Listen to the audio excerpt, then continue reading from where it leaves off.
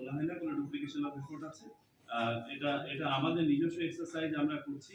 পাশাপাশি সংস্কার কমিশনের ওখানে শোনেন, this are all complementary activities. আমি মনে করি আমাদের এখান থেকেও যদি কোনো ইনপুট দেওয়ার থাকে সেটা দিতে পারে, it will be further reinforce. এটার সাথে কোনো কন্ট্রাডিকশনের কোনো সুযোগই নেই। ওনাদের ইয়েতে ডিটেল রিপোর্টটা তো আমরা দেখি নাই, ডিটেল রিপোর্টে কতটুকু কি আছে সেটা দেখলে হয়তো আমি মন্তব্য করতে পারতাম। আমরা আপনি যেমনটা দেখে থাকবেন, আমরা সবগুলোই কিন্তু বিভিন্ন কমিটিতে রিভিউ করার জন্য দিয়েছি, ঠিক আছে, যাতে করে আমরাও প্রস্তুত থাকতে পারি, যাতে আমাদের কোনো মতামত দেওয়ার প্রয়োজন হলে বা আমাদের কাছে মতামত চাওয়া হলে আমরা যাতে তাৎক্ষণিকভাবে এটা সংশ্লিষ্ট কমিটি করে। এগুলো কি সুপারিশ আকারে পাঠাবেন স্যার? আইন ভেরিং এর জন্য আইন মন্ত্রণালয় আগে আমাদের কমিটিতে আসুক, কমিশনে আসুক, তারপরে যদি কমিশন মনে করে তাহলে আমরা যেগুলো, যেমন আমরা আপনার সীমানা নির্ধারণের যে ভুলটা আমাদের একদম চোখে দেখতে পাচ্ছি। স্যার ভুলের ধরনটা কি একটু উদাহরণ দিবেন স্যার? আমরা আপনারা যদি সংশ্লিষ্ট আইনটি একটু পড়ে দেখেন, ওখানে 3টি ধারা আছে, ধারা 1, ধারা 2, ধারা 3। ধারা 1 8 এর আপনার 1, 2, 3। তো 8 এর 1 এ আপনি দেখবেন যে ওখানে আছে যে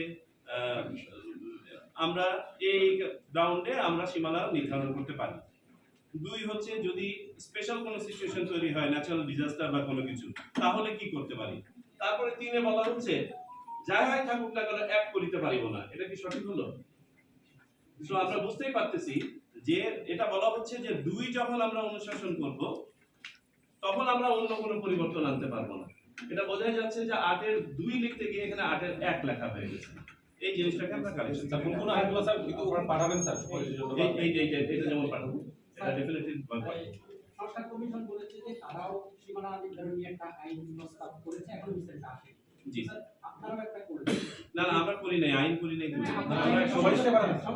আমরা সংসদে তো ওনারা যে আইনটা দিচ্ছে দুইটার মধ্যে যদি ডিফারেন্স থাকে তাহলে আপনারা কোনটা? আমার মনে হয় না এখানে কোনো ডিফারেন্স থাকার সুযোগ আছে। তার কারণ আপনি জানেন যে নির্বাচন কমিশন যে ডিলিমিটেশন করে, সেই ডিলিমিটেশন করে হচ্ছে কতগুলো ফ্যাক্টরের উপর ভিত্তি করে। এখন এই একই আইনে যদি একটা সাংঘর্ষিক প্রভিশন থাকে যে না আমরা করতে পারবো না, তাহলে তো বোঝাই যাচ্ছে এখানে দেয়ার ইজ এ গ্লিচ, এবং এটা রিমুভ করতে আমার মনে হয় না সংস্কার কমিশন স্যার আলাদা স্বাধীন একটা আমার মনে হয় এটার ব্যাপারে মাননীয় প্রধান নির্বাচন কমিশনার আপনাদেরকে মানে ইয়ে দিয়েছেন আমাদের।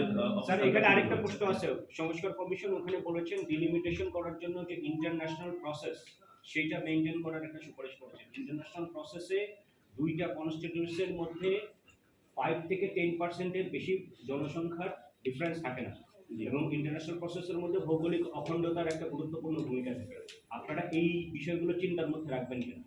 আমি তো বললাম যে স্পেসিফিক্যালি এটাই বললাম যে আমাদের বর্তমান যে প্রভিশনটা আছে, যেটা আমরা আরেকটা সংশোধনীর জন্য আমরা সাজেস্ট করতে চাচ্ছি, বর্তমান প্রভিশনটা হচ্ছে মূলত জনসংখ্যা ভিত্তিক, কিন্তু আমরা বলতে চাচ্ছি জনসংখ্যা ভিত্তিক করলে বাংলাদেশের বাস্তবতা ধারণ করা যাচ্ছে না, কারণ বাংলাদেশের মানুষ শহরমুখী।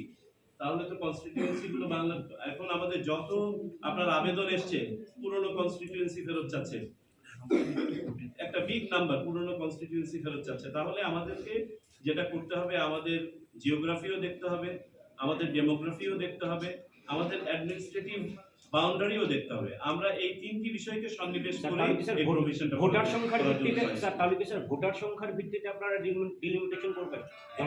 ওটা তো একটা ক্রাইটেরিয়া, ওটা একটা ক্রাইটেরিয়া। আমরা বলতে চাচ্ছি ভোটার সংখ্যা একটা ক্রাইটেরিয়া হওয়া উচিত, জিওগ্রাফিক্যাল কন্টিগুইটি এবং জিওগ্রাফিক্যাল আপনার বাস্তবতাটা একটা ইয়ে হওয়া উচিত, এবং তৃতীয়ত অ্যাডমিনিস্ট্রেটিভ ইন্টিগ্রিটিটাও একটা স্যার বেস লাইনটা কি হবে, কত ভোটার হইলে কনস্টিটিউয়েন্সি এটা এত ডিটেইল আমরা এখানে বলতে পারবো না, এটা সংশ্লিষ্ট কমিটি যখন এটা ওয়ার্কআউট করবে। মানে স্যার আপনারা জনসংখ্যার জায়গায় এখন ভোটার সংখ্যাটা বেশি হচ্ছে। জনসংখ্যা সাথে হচ্ছে আপনার অ্যাডমিনিস্ট্রেটিভ বাউন্ডারি এবং জিওগ্রাফি, 3টা।